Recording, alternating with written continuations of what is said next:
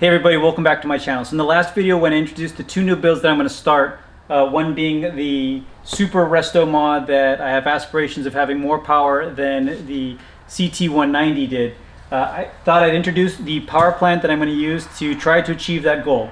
So the CT190 that I previously had the Zhongshan 190cc 2-valve engine, and again I was making about 17 horsepower in that platform, but this time I'm going to try to power my new bike with the Daytona 190 FLX engine, which has a 4V head, and I expect to make a good deal more power. So I thought I'd do a quick unboxing of this engine. I'm not quite ready to install it in the frame, although I do have the frame powder coated.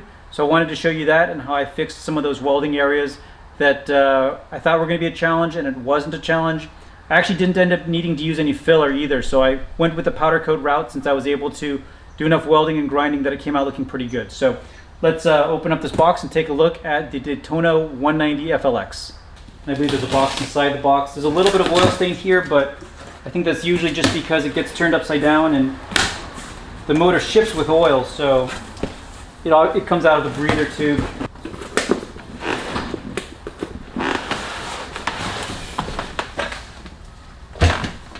So here it is. This is from my buddies at T-Bolt USA, and I think is really the premier engine for these builds.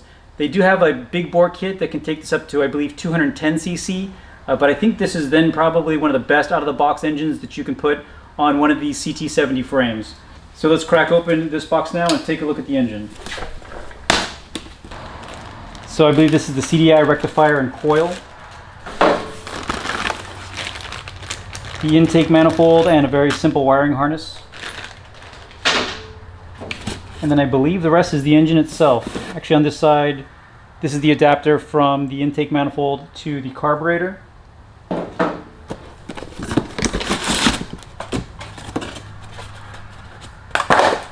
Gear shifter. Kickstart lever. And then the rest is the engine. So this Daytona Anima FLX 190 engine doesn't come with a starter motor. It only has a kickstart. The Zhongshan engine did have a kickstart, but I thought in this case it would help lighten everything up and make cabling and everything else a little more simple. This is also a 4-speed manual transmission.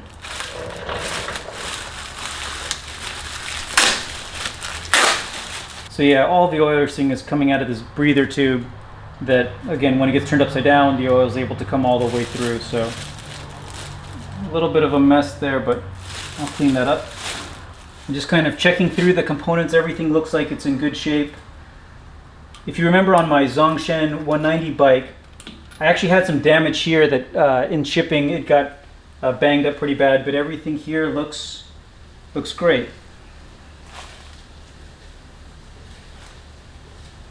So let me get a rag and clean up a little bit of this oil, and then I'll do some close-ups of the motor.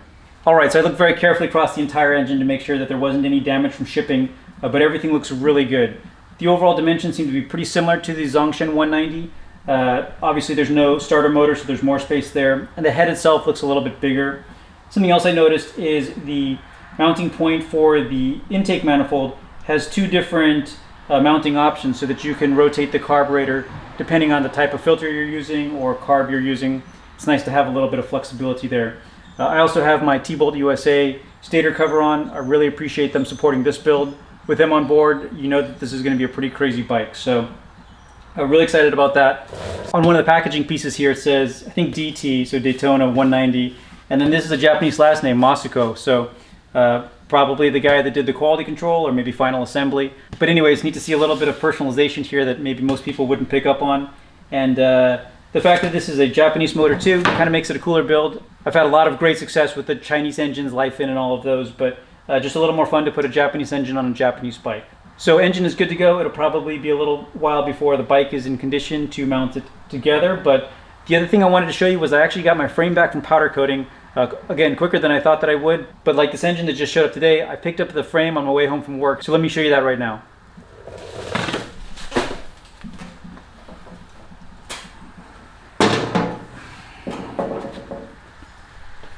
The sun is going down, so the natural light's starting to fade, but I went with that misty purple color that I had originally coated the Z50 Monkey front forks in, trying to match the RP150C color. But after looking at that color long enough, I decided that I wanted to coat this frame in that color, and it looks really good.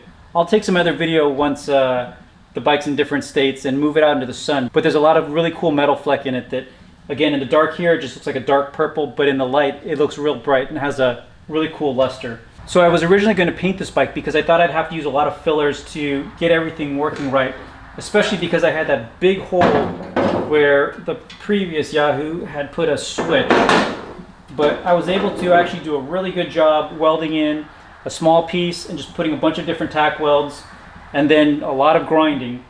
I also down here at the steering stop welded that piece on. Again, these steering stops I picked up from Trail Buddy for only $5 a pop, and again, thank you to the commenter who turned me on to these because they were much less expensive and worked just as well. I also fitted a front fork on before I sent it to powder coat just to make sure everything hit correctly, and it did. But I got the steering stop on, that hole welded up, and then sent it to powder coat in this, again, really awesome color that I think you'll appreciate more once you see it out in the sun. But with the color on, yeah, I can probably even kind of set it here. This bike is already underway. So obviously a lot of work to do, but I wanted to introduce you to the two defining parts of this bike. There's actually a couple of other defining elements that I have on the way that I'm excited about. But a big thank you to T-Bolt USA for support on this build, as well as my previous builds, some that I'm still finishing up. Again, I wasn't planning on really digging into this until I get the final touches on the Z50 Monkey and the 74 K3 CT70. But those will be done here in just a bit, and this will be full speed ahead here really soon. So thanks everybody for watching. Stay tuned for more videos and keep on building.